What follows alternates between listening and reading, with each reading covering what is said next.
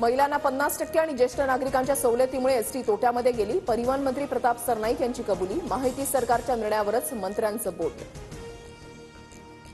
निवडणुकीआधी सरकारनं केलेल्या जुमल्यांचा जाब विचारावा लागणार। मंत्री प्रताप सरनाईकांच्या वक्तव्यानंतर खासदार सुप्रिया सुळेंची सरकारवर टीका।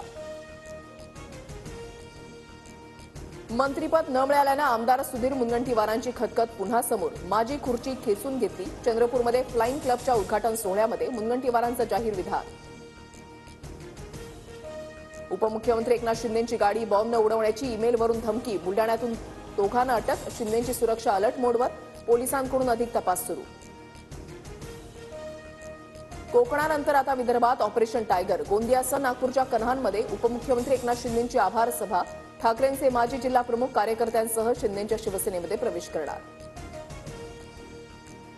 दिल्लीमध्ये आजपासून 98वे अखिल भारतीय मराठी साहित्य संमेलन। जुन्या संसद भवनापासून ग्रंथदिंडीला सुरुवात। दुपारी पंतप्रधान मोदींच्या हस्ते उद्घाटन होणार। महाराष्ट्र सरकारकडून संमेलनासाठी 2 कोटी रुपयांची अतिरिक्त मदत।